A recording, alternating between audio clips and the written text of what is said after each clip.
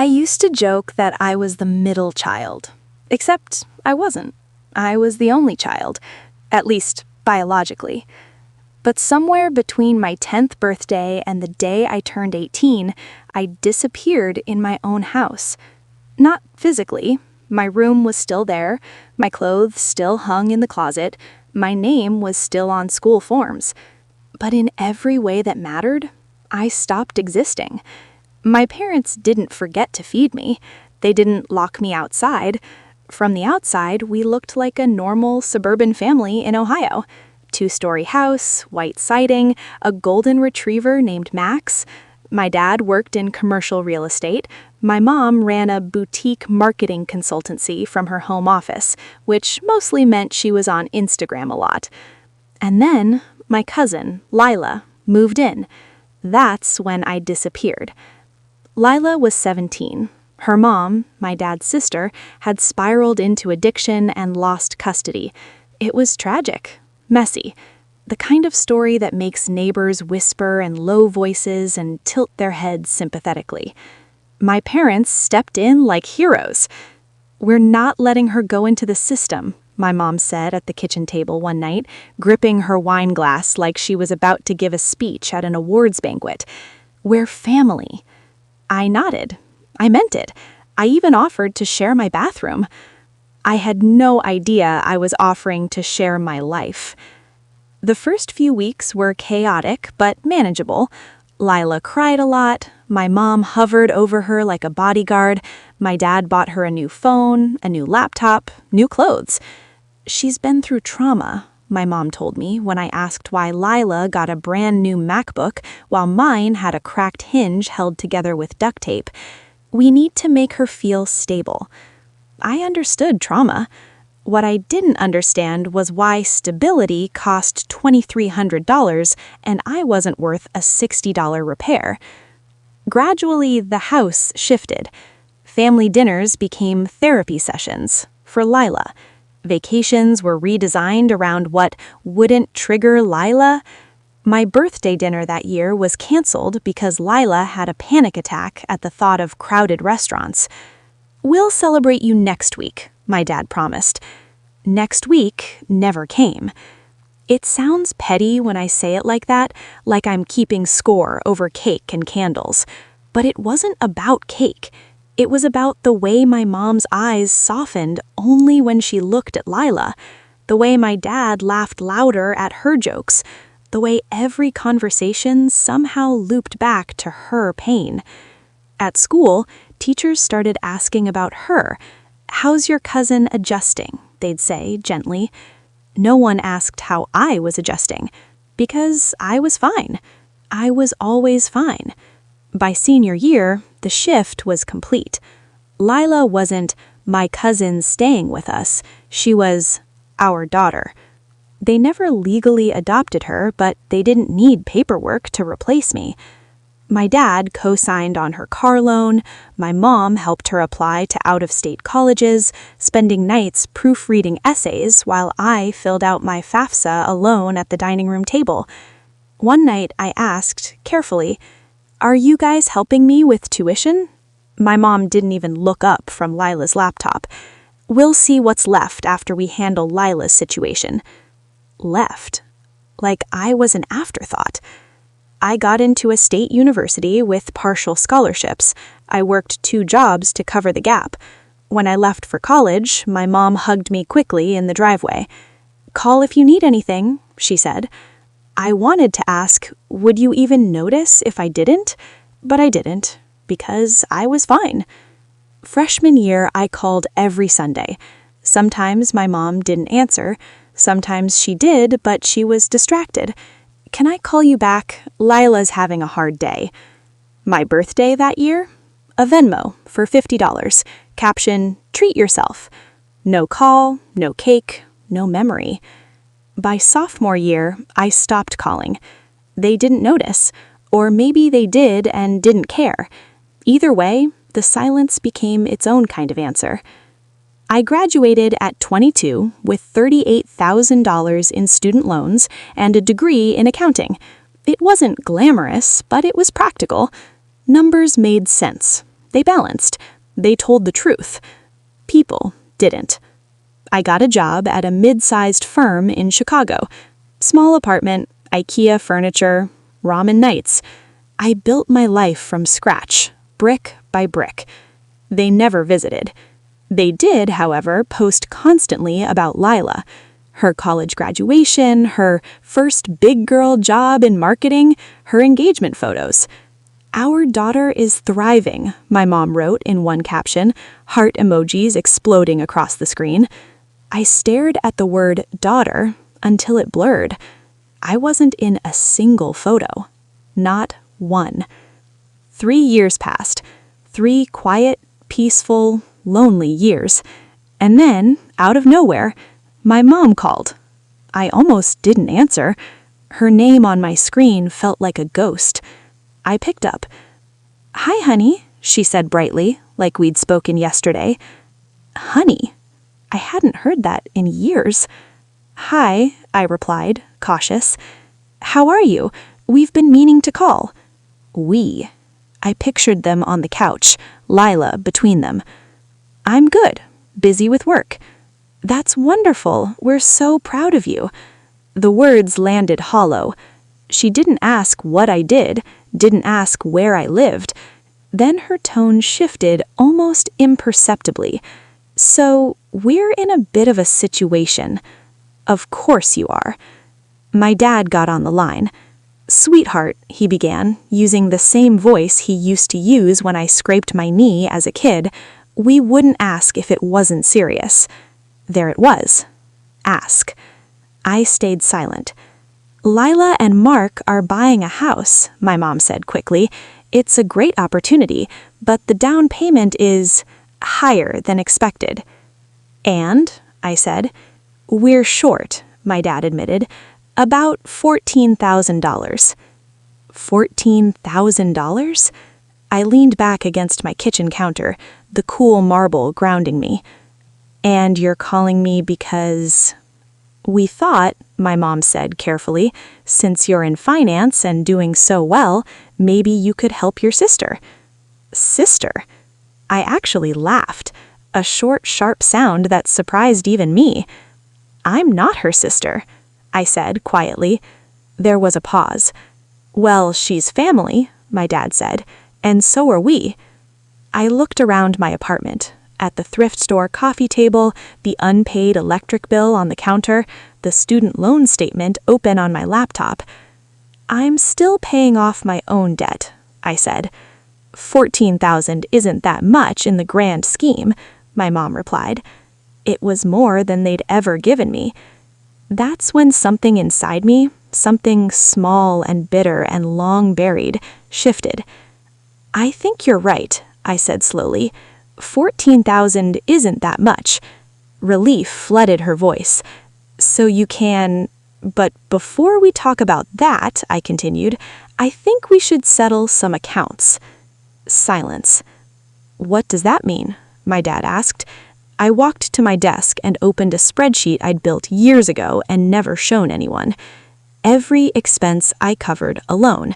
Every tuition payment, every textbook, every dorm fee, every medical bill from the time I got pneumonia sophomore year and they never visited, every birthday they forgot.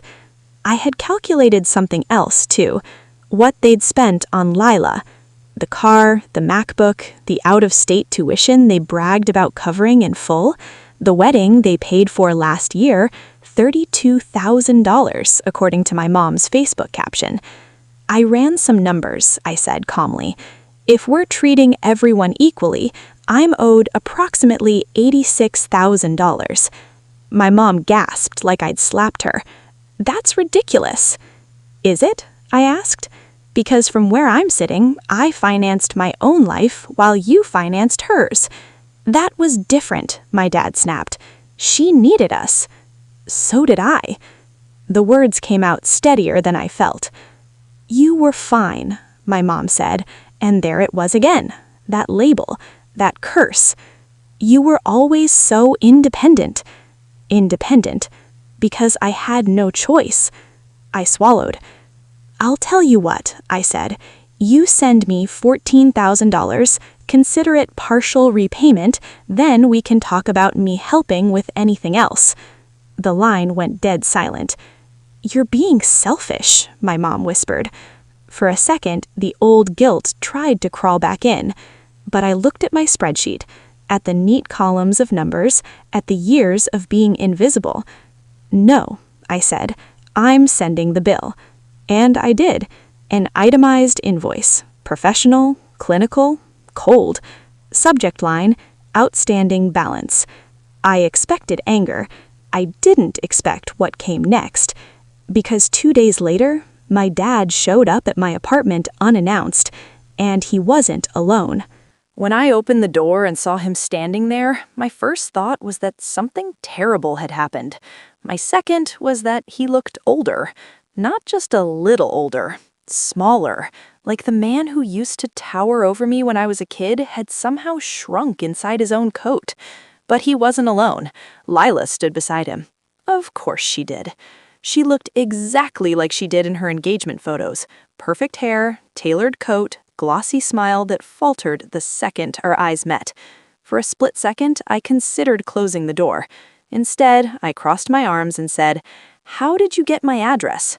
My dad shifted uncomfortably. "Your mom still had it from when we mailed your tax documents last year." Of course she did. "You didn't answer our calls," he added. "I didn't see any missed calls," I said evenly, "because there hadn't been any." Lila cleared her throat. "Can we come in? It's freezing." Her voice was softer than I remembered, less sharp, less victorious. I stepped aside. They walked into my apartment slowly, like they were stepping into someone else's life, which they were. My dad glanced around, at the exposed brick wall, the modest couch, the second-hand bookshelf packed with accounting manuals and mystery novels. "You've done well," he said. It wasn't admiration, it was assessment. "Sit," I said, gesturing to the couch. They perched on the edge like they were about to attend a job interview. I stayed standing. "So," I said, "to what do I owe the in-person ambush?" Lila flinched. My dad sighed. "We're not here to fight."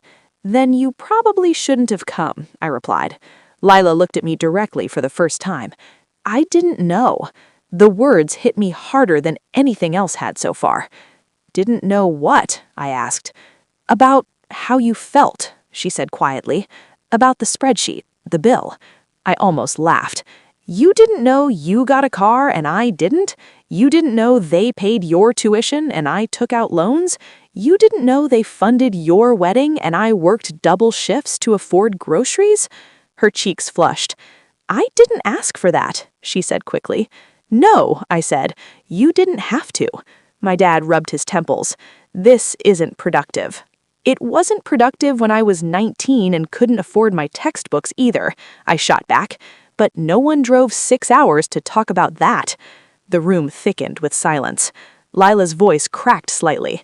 "I thought you didn't care." That stopped me. "Why would you think that?" "You were always distant. You never fought for attention. You never complained. You just disappeared." I stared at her. "You mean I made it easy?" She didn't answer. My dad leaned forward. "Your mom is devastated. That invoice? It's accurate. That's not the point. It is to me." Lila clasped her hands together. "Mark and I already put down earnest money on the house. If we don't come up with the rest, we lose it." I shrugged. "That sounds like a financial planning issue." Her jaw tightened slightly. "This isn't about money to you." "No," I agreed, "it isn't." It was about every Thanksgiving where I sat at the kids' table in my own house because Lila needed to sit between them. It was about every time my mom posted, "So proud of our girl," and meant someone else. It was about being told I was strong when what they really meant was I was expendable. My dad stood up suddenly. "We made sacrifices for both of you." I looked at him. "Name one," I said softly. His mouth opened, closed. Nothing came out. Lila stood too, her composure cracking. "You think this was easy for me? You think I didn't feel guilty?" I blinked. "Guilty?" "Yes," she snapped. "Do you know what it's like to move into someone else's family after your mom chooses drugs over you? to constantly feel like you're borrowing love that isn't yours? That wasn't the script I'd written in my head. You could have said no, she continued. You could have told them to stop. I didn't know they would have listened to me, I said automatically. She held my gaze, and they wouldn't have listened to me either. The words hung between us. For the first time, I saw something other than privilege in her eyes. Fear. Mark doesn't know any of this, she said quietly. He thinks our parents are just generous. Our parents. The phrase scraped. They are generous, just selectively. My dad exhaled sharply. Enough. He turned to me. What do you want? Not what do you need. What do you want? I'd asked myself that question so many times over the years. An apology? Acknowledgement? A time machine? I want you to say it, I said. Say what? That you chose her. The words were calm, measured, deadly. My dad's face hardened. That's unfair. Is it? My voice didn't shake. You chose the easier child, the one who made you feel heroic, the one who needed saving. I was just there. That's not true, he said, but it sounded thin. Lila, whispered Dad. He looked at her, then back at me. We did what we thought was right, he finally said. That's not the same as saying you didn't choose. His shoulders sagged. And then, in a voice so quiet I almost missed it, he said, we prioritized her. The air left my lungs. There it was. Not denial, not justification. A confession. Lila closed her eyes briefly. I didn't cry. I didn't yell. I just nodded. Thank you, I said. For a moment, none of us moved. Then my dad straightened, as if remembering why they'd come. So, he said carefully, about the 14,000. Of course. I walked to my desk and picked up the printed invoice. I meant what I said, I told him. You want financial help? We settle the imbalance first. We don't have $86,000, he snapped. You had 32 for a wedding. That was different. Everything is different when it's not me. Lila looked between us, something calculating flickering across her face. What if, she said slowly, we treat this like a loan? I raised an eyebrow.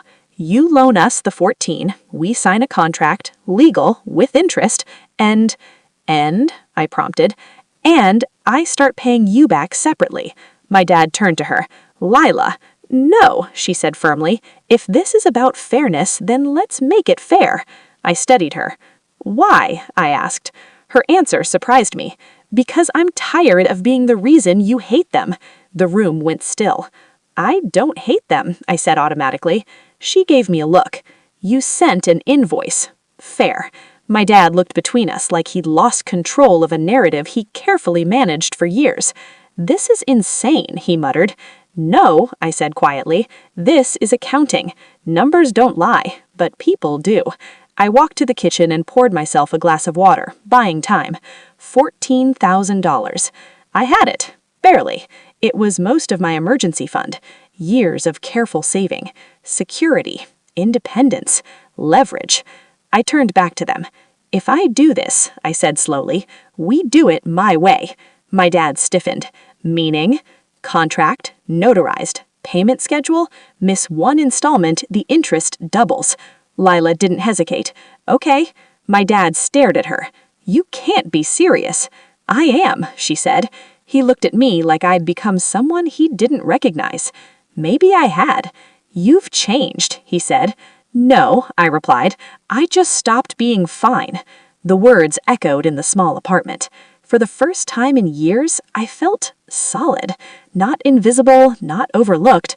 Seen. Even if it was through resentment. Lila stepped closer to me. If we do this, she said quietly, does it fix anything? I held her gaze. I don't know, I answered honestly.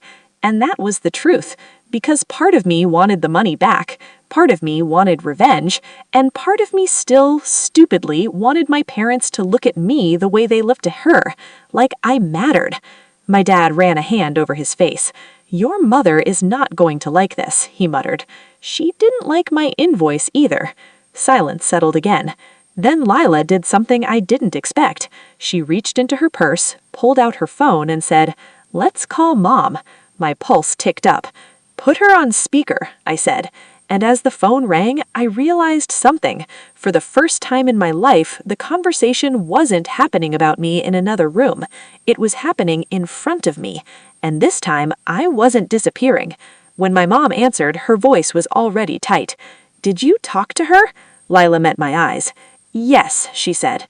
And then she added carefully, "We're all here." My mom went quiet for half a second after Leela said, "We're all here." Then I heard the shift, the performance voice. "Oh," she said, light and strained. "Well, good. I'm glad you're talking. Talking. Like this was a book club disagreement and not 20 years of emotional subtraction." "She sent us a contract idea," Leela continued calmly. "A formal loan, interest, payment schedule." Silence.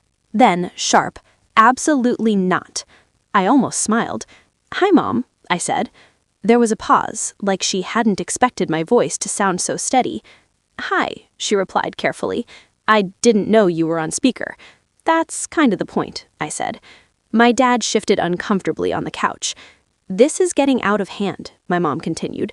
"We are a family. We don't sign contracts with each other. We also don't forget one of our children exists," I said. The words were flat, not loud, not dramatic, just true. She inhaled sharply. "How can you say that?" "Because it's measurable. Numbers again, my safe place. You didn't call for 3 years," I said. "You didn't visit, you didn't ask about my job, but the second you needed $14,000, you remembered my number." "That's not fair," she said. "It's accurate." Leela sat very still beside my dad, watching, listening.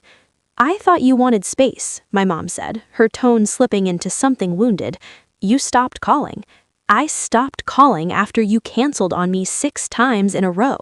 "That was during a difficult period for Leela."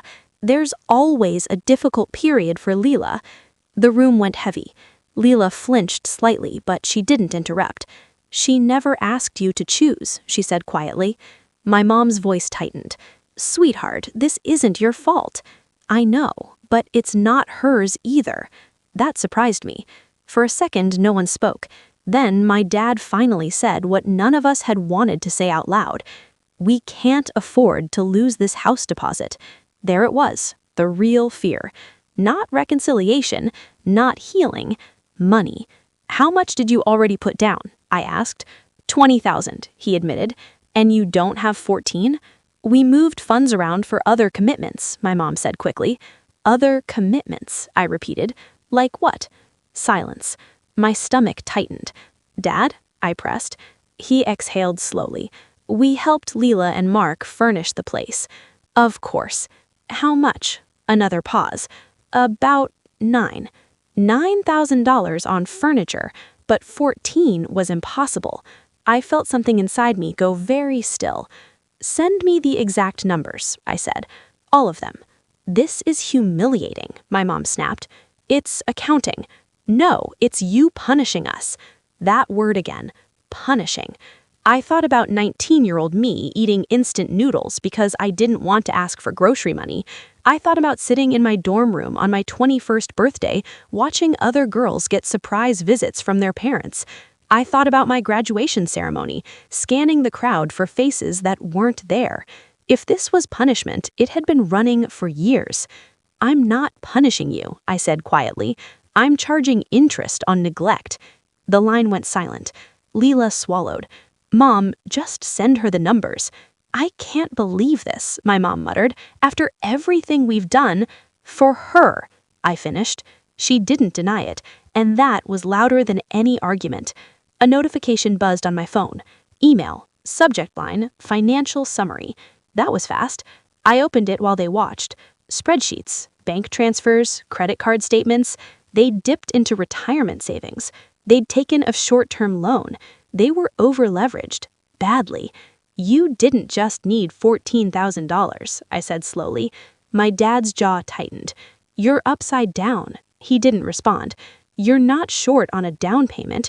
You're drowning." My mom's breathing got heavier through the speaker. "We were managing," she said defensively. "No, you were pretending." I looked up at Leela. "Does Mark know?" Her eyes flickered.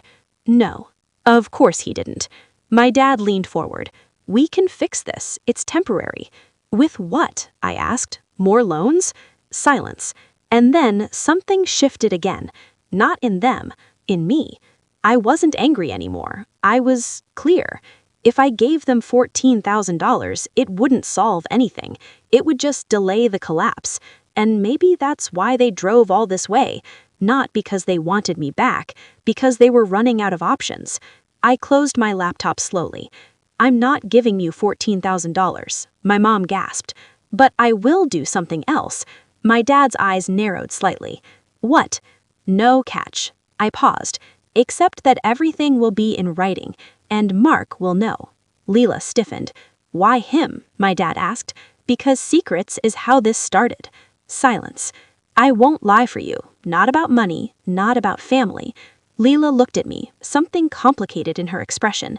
If he finds out my parents are in debt, he deserves to know what he's marrying into, just like I deserve to know I wasn't the priority. That landed hard. My mom's voice cracked for the first time.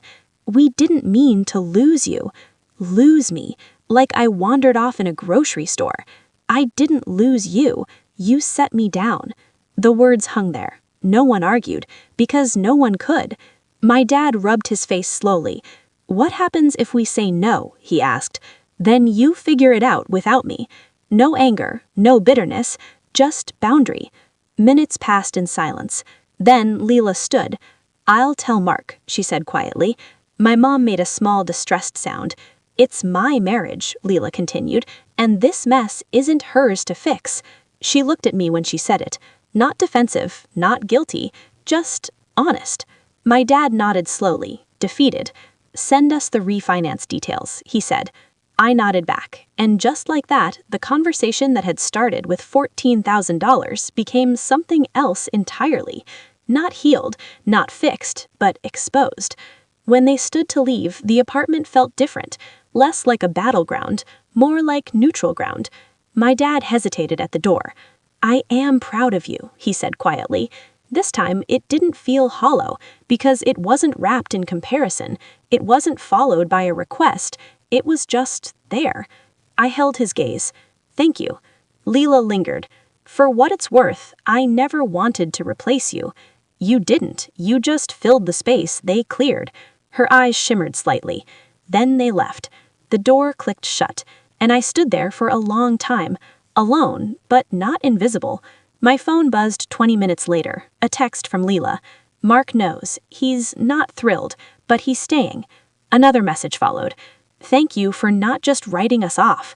I stared at it, because part of me had wanted to block them, to disappear completely. But instead, I sent a bill, not just for money, for acknowledgement, for reality, for being seen. Over the next few weeks, the refinance paperwork moved forward. Calls were awkward, tense, controlled, but transparent. For the first time, I was in the room for the decisions, not an afterthought, not fine, present. And something else happened too. My mom started calling, not to ask for money, not to talk about Leela, just to ask about my day. It was clumsy, stilted, but real. We're not fixed. I don't know if we ever will be. Maybe some fractures never fully seal. Maybe some debts can't be repaid in dollars. But here's what I do know. The day I sent that invoice, I stopped waiting to be chosen. I chose myself, and that changed everything. If you've ever felt invisible in your own family, if you've ever been told you were fine when you were anything but, you're not crazy, you're not dramatic, and you're definitely not alone. If this story hit you somewhere deep, like it did for me, go ahead and like the video so more people who need to hear it can find it. Share it with someone who's ever felt overlooked. And subscribe because sometimes the hardest stories are the ones we don't talk about, and we're going to keep talking about them here. And trust me, this isn't the last bill I ever sent.